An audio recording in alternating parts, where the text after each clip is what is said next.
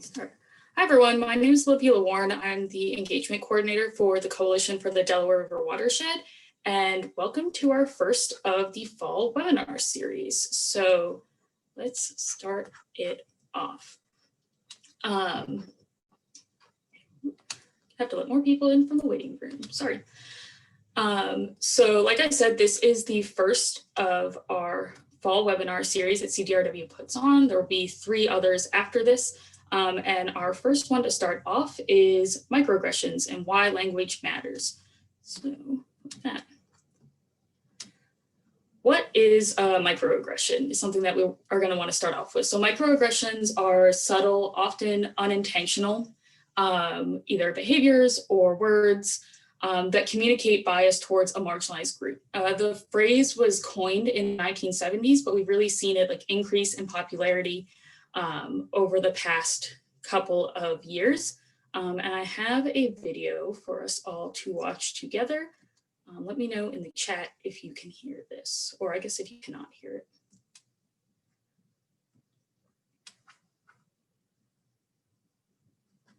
For people who still don't think that microaggressions are a problem. Oh. Oops, sorry about that, folks. You're so well spoken. Just imagine, instead of being a stupid comment, a microaggression is a mosquito bite. Ugh, it's a compliment. Mosquito bites and their itch are one of nature's most annoying features. But if you're only bitten every once in a while... No, where are you really from? Cleveland? Sure, it's annoying, but it's not that big a deal. The problem is that some people get bitten by mosquitoes a lot more than other people. I mean, a lot more. Whether it's on a date... Oh, your English is so good. Excuse me? Going grocery shopping. You know, everything happens for a reason. I'm just buying apples. Commuting to work. So when are you gonna have a baby? Watching TV. We have to keep the Redskins' name. It's part of our culture and history. Or just walking down the street with your partner. I couldn't even tell you were gay. Mosquitoes seem to pop up everywhere. Do you know John? Give me shopping advice. I love shared. Of course, beyond just being annoying, some mosquitoes carry truly threatening diseases that can mess up your life for years. Astrophysics? Maybe you should try less challenging, Major. Ow, my dreams. And other mosquitoes carry strains that can even kill you. He looked like he was up to trouble, okay? I felt threatened. So next time you think someone's overreacting, just remember, some people experience mosquito bites all the time. You're all so exotic, wow. And by mosquito bites, we mean microaggressions. All right, so that was the video. I hope you all liked it. I think the most important thing to keep in mind with microaggressions that video portrayed is that the effects that they have are really based on the accumulation of hearing similar things, and the messages that are being communicated are similar over and over and over again. So a single mosquito bite is not the end of the world, but if you are covered in mosquito bites, you're going to be having a very miserable time. So I want to now go into a couple of examples of common microaggressions that folks may have heard, may have been on the receiving end of, maybe even said themselves without realizing that they were offensive, and I've broken them down into categories. So the first category is racial microaggressions. Let's get that there. Please advance. There we go. So the first one that I wanted to start off with is where are you from? And then when you say Cleveland, they're like, no, where are you really from? Or things like, you speak such good English. When directed towards people of color, the message that is being sent is I don't think that you belong here. You look different from me, therefore you're a foreigner. Saying things like you're so articulate, or you're a credit to your race, especially you're so articulate for a blank person. If you compliment someone and then put for a identity group, it's a microaggression. You've done it, because basically what you're saying is I don't think people from that identity group regularly get that compliment. And the messages with those are saying that people of color are not as intelligent as white people. Saying things like, I don't see color, America's a melting pot, we're all one race, the human race. It inherently denies a person's racial or ethnic experiences, and you're kind of just wiping away everything that they're trying to communicate when they're talking about their racial experiences by saying, oh, well, I don't see color, so I'm not going to believe you. along those same lines is I'm not racist. I have several Black friends, or insert whatever identity group of friends you want there. This is denying the offended person's accusation of racist behavior. So you can have Black friends and still do racist things. I think that we may all be in agreement there. And if someone says that you did something that offended them, you can't say, well, no, I didn't because I have Black friends, because you're denying their experience of what they're seeing in your actions. Kind of along the same lines as like a way to push back against accusations of racism is I'm a woman. I know what you go through as a person of color, or I am any other marginalized identity. And for that specific example, it's basically saying like racial oppression is no different than gender oppression, which we know is not the case. They are experienced in very different ways. And therefore I can't be racist because I'm like you, even though their life experiences are rather different, even though you may also be from a marginalized group.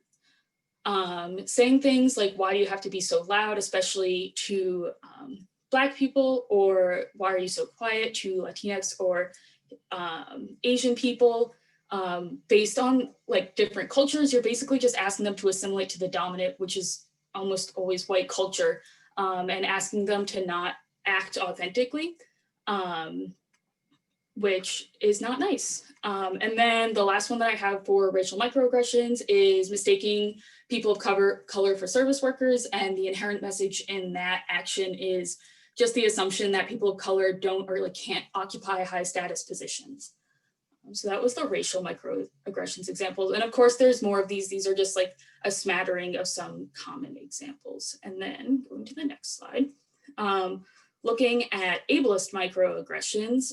So if you're communicating with a disabled person who has an assistant or an aide, talking to that aide rather than the disabled person themselves, is sending the message that your disability means that you're unintelligent or incompetent, and it's just faster to work with the able person rather than giving them the option to address them as the human that they are.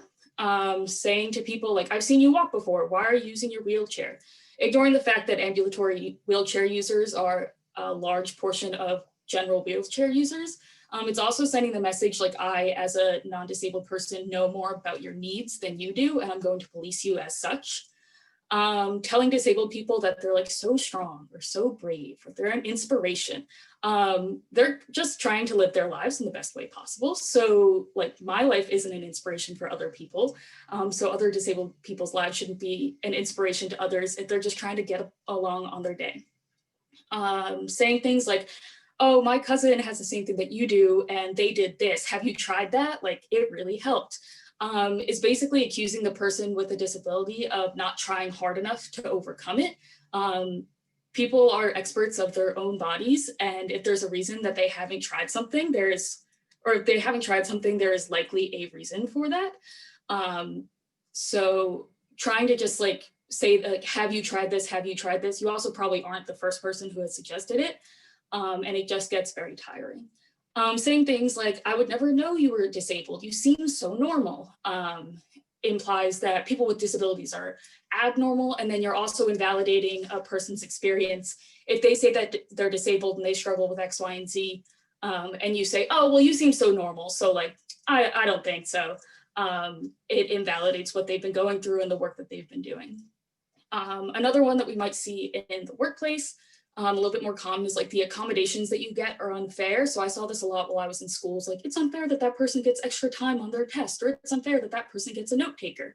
And the message that it's sending is like, you don't deserve the assistance that you require.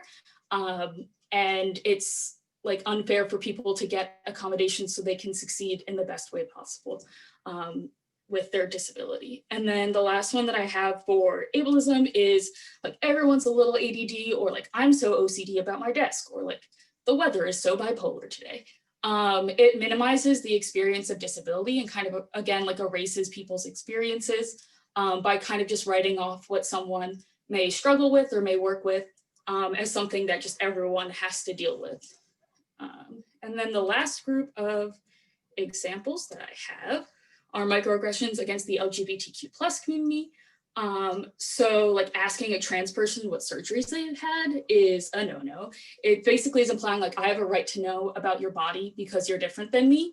and you're weird and I want to know. Also saying things, this kind of goes back to some of the other examples that we saw in the other groups, but like you don't seem gay, is sending the message that like you don't act the right way as a gay person, the way that I've stereotyped gay people to be.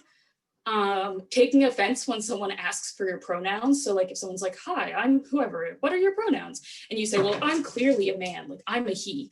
It assumes that everyone should know your pronouns just by looking at you, which is not the case for many people. Moving forward, saying things like they, them pronouns are grammatically incorrect.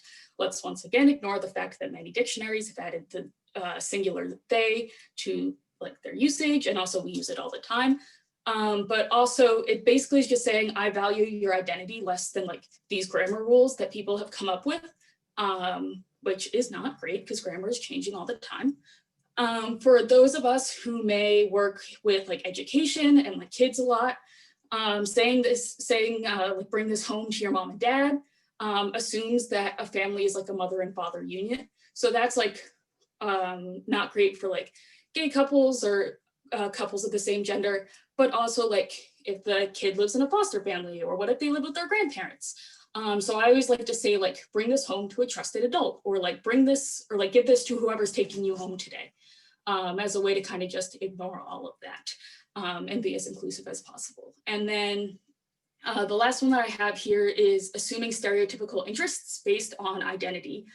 So if you find out that your coworker is gay and you're like, well, let's go watch RuPaul after work today, you just are basically thinking that all LGBTQ plus people like the exact same things. And again, it's just like stereotyping a broad group of people. And also for the question in the chat, I will share these slides and the resources that I used to create them when I send out the recording for everyone. All right, moving on. So most of the microaggressions that I shared the examples were like verbal microaggressions, and that's the like most common way of thinking about them, but there are also behavioral, which I gave a couple examples of, and environmental examples as well. So another behavioral example could be that a store owner follows a customer of color around the store, or environmental example is like there are no gender neutral bathrooms in a given building. So when we look at the implications of those, the behavioral example shows that there's an assumption that a person of color is more likely to steal than white customers, so they have to be watched. And then for the environmental example, like non-binary people aren't welcomed or aren't thought about when we've been like making this building or even like retrofitting it. So it just makes them feel othered. So now it's time for a breakout. Woo-hoo.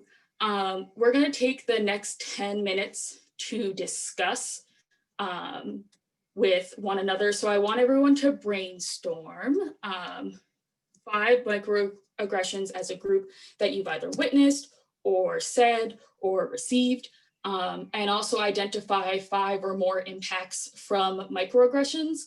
And in your 10 minutes, also choose one person in your group to share out either verbally, or you can share your thoughts in the chat. So I'm going to stop the share rather briefly. So welcome back, everyone. I hope you had a fantastic time. So for the folks who are note takers, if you want to put your feedback in the chat, you can start chippity typing. And for people who are the note takers but want to share verbally, just feel free to take yourselves off mute and you can start chatting.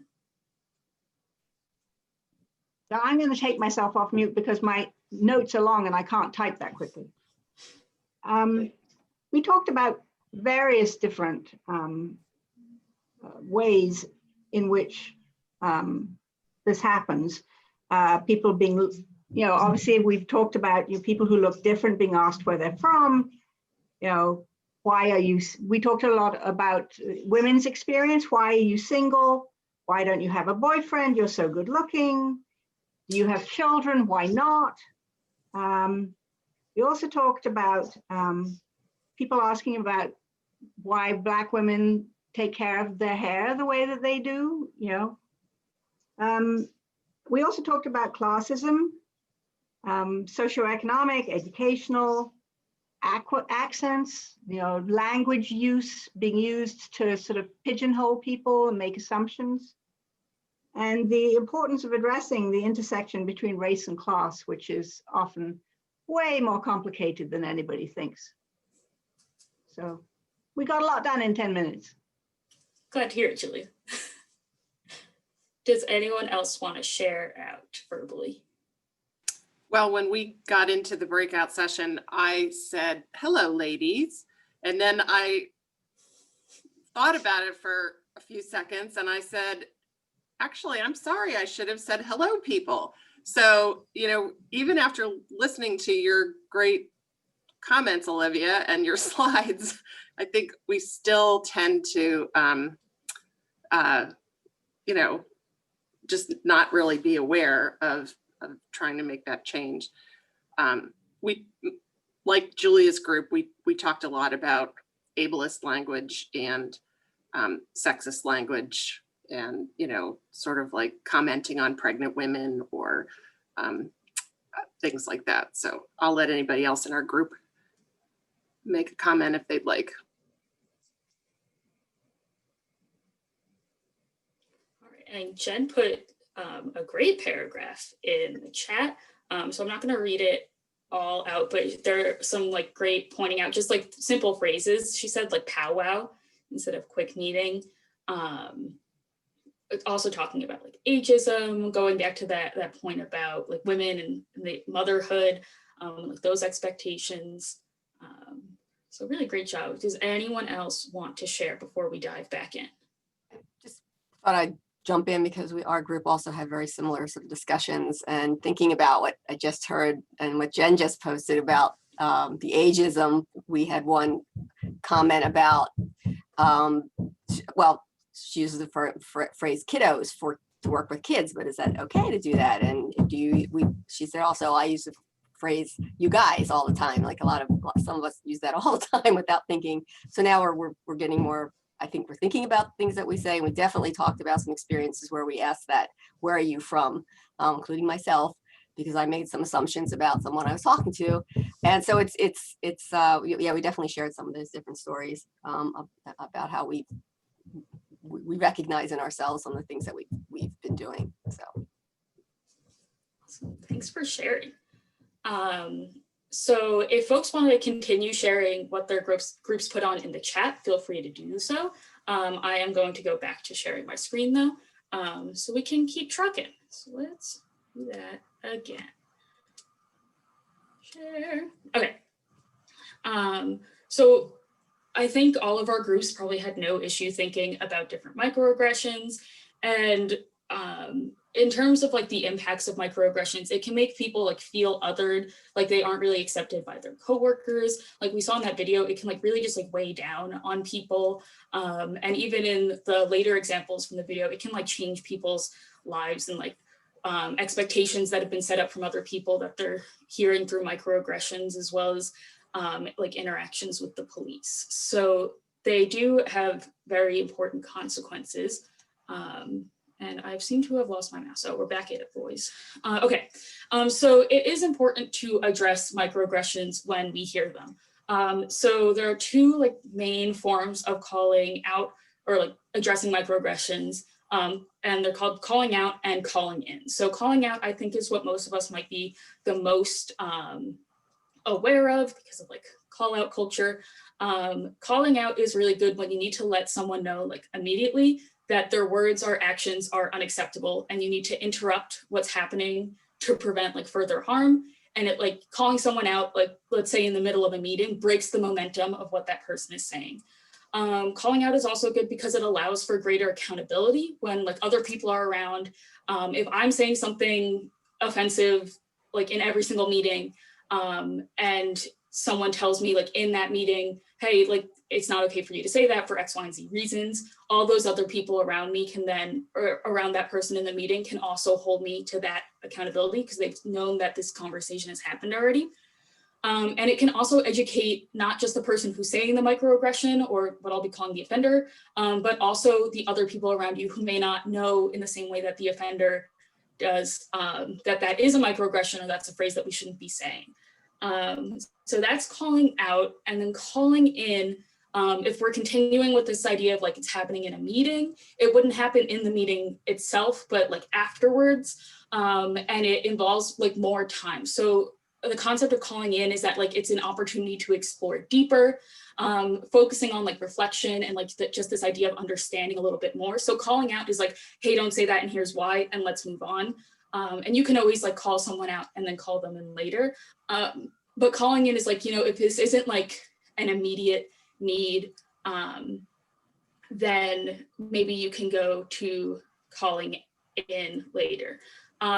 Also, the calling in requires compassion and like investment of time and energy, because you do have to educate someone on why their words are hurtful to you or to other groups of people. So that's sometimes requires like a lot of energy for folks. And some examples of calling in can look like talking after a meeting, emailing or messaging people, sharing articles or videos that explain your point.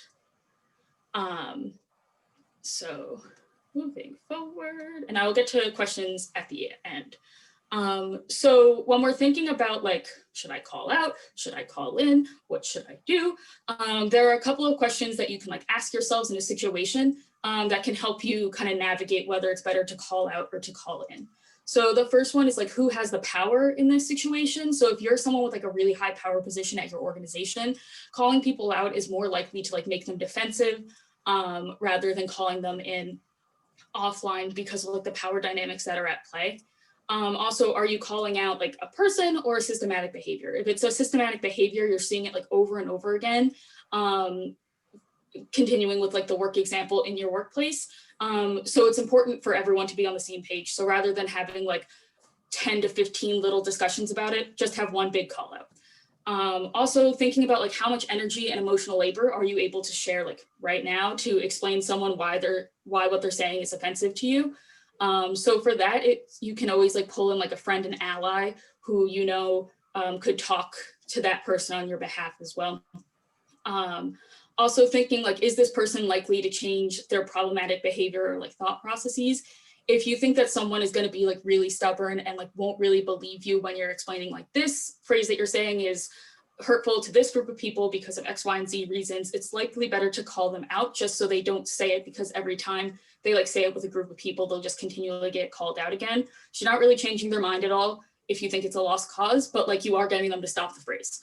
Also thinking about like who is in the room. So if it's me and another coworker and the head of our organization is also there, and that coworker is saying something that I think, you know, doesn't have to be changed immediately, it's likely better to call them in, because again, if we have these like power dynamics at play, they might get really embarrassed or really defensive when it comes to like the person with power, like judging them or something.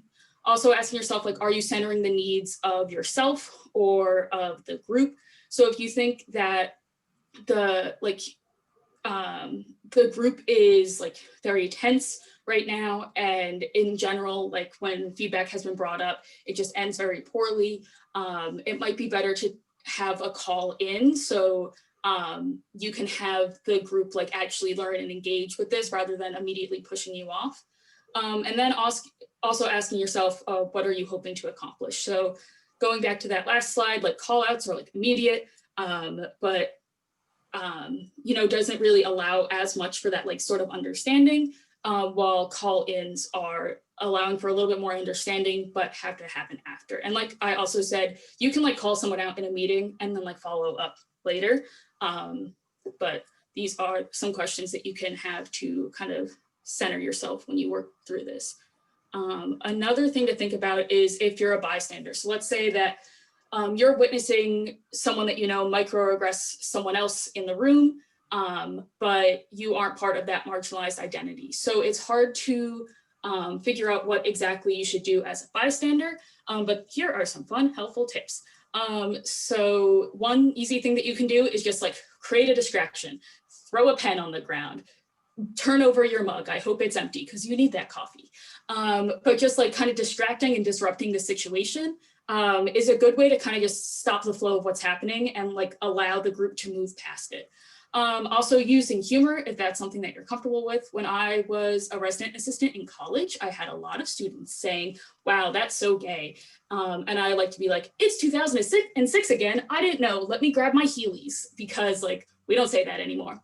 Also being literal and refusing to rely on the assumption made. So like using that same example, if a kid said like, oh, that sofa is so gay, be like, wow, I didn't know that sofas had a sexual orientation. Do you think they get married? Like, what's going on there? Because like, if you are literal, they have to then like explain, you're like, oh no, I meant gay as in bad. And then you're like, my friend, that's not what we do here. Also asking questions that invite discussion, like, oh, why do you say that? Or like, what do you think that would like feel if X person of a marginalized group heard that? You can also just like straight up say that you're uncomfortable and you're like, that phrase makes me uncomfortable. I prefer if you didn't use it. And then I think the most important thing, especially if you're in a situation where like the marginalized group that's being microaggressed is present, is offering support to the receiver. So this can even be like as small as like a knowing eye contact in a meeting.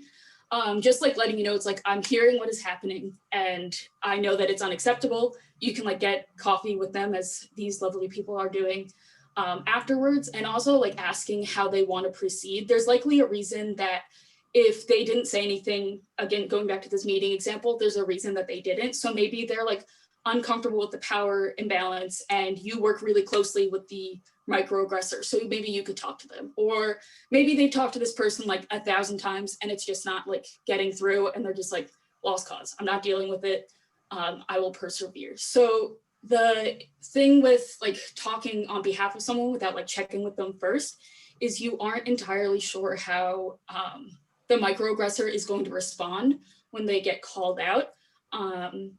So we're going to talk about that in the next slide. So I'm sorry, I forgot who said it, but we, at some point in our lives, we're at least going to say one microaggression because we are not perfect. And if we create a culture where we are open to learning and we're open to making each other accountable, you are likely going to be called out or called in for a microaggression. So what should you do if that happens? The first thing that you want to do is just like pause and take a breath. So if we like think about how it feels to be told that we made a mistake, like stress and embarrassment and defensiveness are all like very common reactions, especially if we're thinking about like the fundamental attribution error, where it's like, if I do a bad thing, I therefore am an awful person. We are people and we are complex and we make mistakes. And it is better to like kind of just like take a breath, acknowledge that you're stressed, but try to be as open as possible with the information that you're receiving so you can be open to correction. You also like don't want to make it about yourself. So you can't be like, I can't believe that you would say that to me. Did you know I volunteer with X, Y, and Z charity? Because like we were talking about those like earlier examples of microaggressions, once you start turning it on yourself, you're making it seem as though you're the victim for being called out or called in, even though you were the person who said the offensive thing in the first place. Also like listening and be grateful that the person thinks that you are worthy of like being called out or called in. There are a great many people in my life who like for things that bother me specifically, I have written off and I'm just like, you know what, we've had these conversations 1,000 times, or I've seen the general way that you behave and I don't have it in me to like have to figure this out. So I just don't correct them at all. I'm just like, they can do whatever they're going to do. That can be someone else's job. So if I or someone else is taking the time to like call you out or call you in for a microaggression, it's because they think that you have the capacity to change and they trust you enough to like listen to them seriously.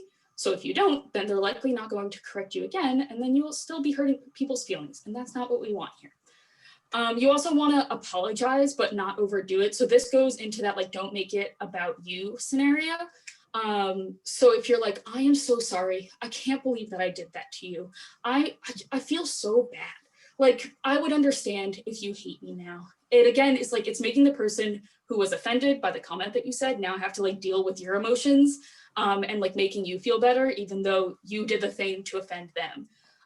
So that is not good. Also like take time afterwards on your own to understand. Google is your friend. YouTube is your friend. You could, I don't know, always email your friendly neighborhood environment or engagement coordinator for the CDRW if you have a topic that you want to learn more about. And I can connect you with resources, but making it so the offended person doesn't also then become have to become the teacher for you is really important, because we're all capable adults and we can do what we need to do and figure out what they're talking about. And then the last thing that you can do is consider following up.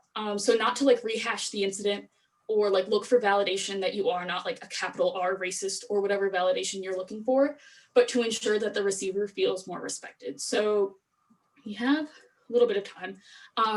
An example, I use they, them pronouns. I get misgendered constantly. That is my life. But one example of an apology that I thought was really good and a follow-up was someone misgendered me in meeting notes. And I just corrected it and moved on with my life. And the person then emailed me and was like, hey, I realized that you corrected your pronouns in our meeting notes. Thank you for the points that you had brought up originally that made it so your name was in the meeting notes at all. I let our note taker know that you use they, them pronouns. And it was perfect, it was great. And he boosted up my self-esteem because he said that I did great in the meeting. I had a manager in college who I kind of the listen and be grateful. I just didn't tell him what pronouns I used because at the time I was kind of moving around, but also I didn't really trust him all that much. And then he found out and he came up to me. He's like, I can't believe that you don't feel comfortable telling me what you want. And I was like, my dude, this is why I didn't do it. Because now, I'm sorry, I am still at this point a child, pretty much. You're a full grown man. And I have to deal with your weird emotional baggage that I didn't trust you, even though I only talk to you 4 times a year. I get to make my own decisions here. But now I'm trying to validate him and be no, yes, you love non-binary people and you're really great at pronouns. And then for the rest of the year, every time he used my pronouns in a huge meeting, he would be like, Olivia, and they said, and I was like, do you do that? If you see little Mary over there and you make eye contact with Mary when you say she? No, all you're doing is differentiating me more from the crowd. That's not what we wanted, my dude. So if you are constantly on the apology, you're making people feel more singled out instead of just changing your behavior and acting normally. So our last slide, I believe, yes. So we want to make sure that microaggressions are taken seriously, especially at our organizations, when we're working internally, but also when we're working out with the public. So the first thing that you can do is just talk about microaggressions at your organization. It's hard because microaggressions, like we saw in that video, are usually kind of small, throwaway lines. And it can be difficult for someone to make the decision, if I go to HR for this one thing, or if I go to my supervisor for this one thing, they might think that I'm overreacting. But it's those cumulative effects that makes it an issue. So maybe that one thing is the tipping point, but there's been 1,000 things before it. So by talking about microaggressions at your organization, you make space that it's okay to talk about them, okay to bring them up. And it kind of deals with that sort of thought process. Also, it's really important, especially for people in power positions, but just everyone in life, to model really good behavior when you're called out or called in. If people see that you, especially if you're in a power position, but anyone, takes being called out or called in stride and learns from it and changes their behavior, it's more likely that there will be a culture of accountability, rather than if you get really reactionary, then people aren't going to call you out or in later. Also, kind of going with that is creating a culture of mistake acceptance. We learn a lot from our mistakes, and if the only time that you're ever meeting with a supervisor or any conversations you have are just here are all the things that you've done wrong in the last week, fix it please. And then when you are then calling them in or out for a microaggression, it's just layering up this sense of defensiveness that's already a relatively natural reaction. So if you have a culture where mistakes are accepted and you're also giving positive feedback relatively often, it makes people more open and trusting that the feedback that you're giving is coming from a good place. Also making your workplace accept emotions. I think a lot of times it's the workplace is for work and we don't bring our emotions in here. And today, the second I walk in the door, I'm a robot and I can feel my emotions at home. But microaggressions and a lot of the things, especially with diversity, equity, inclusion, and justice, are focused in emotions. And if you if you like create a culture where emotions aren't like really allowed in the workplace, and then someone wants to say that like their feelings were hurt because somebody like said a microaggression, they're not going to if they think that like emotions don't belong, and they're going to like be judged for having emotions. And I would like to remind you, unless someone has like a really like 31st century organization with like robots running around, we're all humans. So we've like all got our own things that we're bringing to the workplace every day. And the last one for this slide is like just ask folks how they want to receive feedback and invite feedback yourself, kind of go into that mistake acceptance and modeling good behavior. But if there's like just a feedback chain kind of constantly, it doesn't make it like as scary or like as big of a deal when someone is getting called out or called in. And also if like, I'm not a huge reader, I'm gonna fess up. So if someone sent me like a 20-page article to like read about a microaggression, I would skim it. I'd try my best, but it just like wouldn't get into my noggin. But if they sent a video, I would be like much more willing to like, or not willing, able to like accept that feedback and learn from it. So in the future, since my like supervisor knows that about me, she can send me videos if like there's something that I need to learn, because we just want us all to be the best people. So that was the last slide. Before I stop this and we can go to question time, I would like to plug, always be plugging. Like I said, this was the first of 4 webinars in our fall webinar series. The next month's webinar is sharing outcomes from working with DEIJ consultants. And as soon as I have a date for that, it'll be after the election in November, and also not conflict with Thanksgiving, then I will let everyone know. But with that, I'm going to stop the share.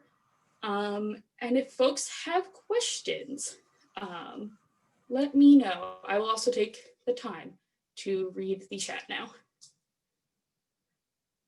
But if you have questions, take yourself off mute, don't you worry. So Sarah asked, how do you suggest handling people that have the response like, well, I'm not PC? I think, you know, like this whole political correctness thing is kind of like the arrow in the ankle of like a lot of diversity work where it's like, well, I just don't buy into that. And I think like really what all this comes down to, it's like, do you like offending people? Is that what you want to do every day? Probably not. So it's like, is it really taking too much out of you to say a different phrase or to change the way that you talk about something just to make everyone feel a little more included? And if it's not, and they're like, no, I like offending people, then you're like, okay, great. Well, you're at work, so you're not allowed to say that anymore. Go ahead, Sarah. Olivia, thank you for that. So I kind of want to take this a step further, if you don't mind, because I have done that. And more than one occasion, then the conversation then goes to, well, you're not gay, so why are you offended? Or you're not non-binary, why are you offended? Why can't I just say this between the two of us here? That's where I stumble and I start to become really angry at the person because it's just like you're not getting it, but I find no way to communicate at that point. So if there's any suggestions anybody has, I would really help it. Really appreciate it. I think a good way to go about that is like, you just don't want to get in the habit of saying something because like, first of all, like, especially when we're thinking about sexuality, it's not like visible. So you can't just like point at someone and be like heterosexual, bisexual, I'm going to change my language. But also like, you just don't want to get in the habit. Like I know when I worked with kids in my off time, I cursed a lot less because I was with kids all the time and it was difficult for me to go home and curse like a sailor and then come to like camp and have to be like no cursing whatsoever. So I just get in the habit of like talking a specific way and like it's just easier to carry on over and over again. And I think that is a way that I've addressed that. I hope that was helpful, sir. Yeah. And then Pat asked, how do you feel about common violent language? Things like take a shot at something, pull the trigger, target someone. It depends based on like the culture of your organization. I've worked in places where we weren't allowed to say rule of thumb because like that rule of thumb was like how big a switch could be that you could like whack your wife with. Is like where that phrase originated. Oh yeah, we got shocked faces in the crowd. People don't know that. So I think like that's why it's important to have kind of like everyone be on the same page with microaggressions and talking about them at your workplace, because then you can like work towards these like a little bit more like nuanced approaches of like violent language. I think, you know, it is hard because a lot of people kind of just like talk like that. They're generally accepted culturally. So it is like the accountability of like, well, we as an organization are trying to work away from this for X, Y, and Z reason, and working with everyone together on that. Yeah, and Hillary gives a good example saying like, let's move forward on that, is a way to get around that. Let's see, any more questions? Any tips with engaging with microaggressions online? Many people immediately default to defensiveness. Is there a good way to circumvent this? Yeah, I think I'm going to be honest. I don't spend a ton of time in the comment sections online. It does not make me particularly happy, so I try not to do it. But I think it is just being like, hey, you might not have realized that this means this. Or like, you probably weren't trying to be offensive, but in the future, you could try saying this instead for X, Y, and Z reasons. There are people who just go online to get mad though, and just like fire themselves up. So I don't know how successful that would be, but I think when we're doing things online, like going with that, I know that you're like likely not a bad person, and this is a learning opportunity, or like, hey, I used to say that and now I don't for X, Y, and Z reasons, like humanizing yourself. Berna asked, is this a place to talk about the use of specific words like concern for those living in disadvantaged or targeted communities? So I think that the best way to go about this, there's a lot of like synonyms. So like, are we working with urban youth? Are we working with disadvantaged youth? Are we working with youth of color? They all mean different things. So trying to work, like use the word that is most specific with the group that you're working with is important. And also like listening to a community about what they want to be called. So this also goes like with microaggressions, as well as like kind of those phrases that have become on the no-no list. So there are like, there are different terms that different communities feel differently about, is like basically what I'm saying. And if you're working with that community and you're trying to describe them, you can ask what they would like to be called, especially if you have that like level of trust with them. How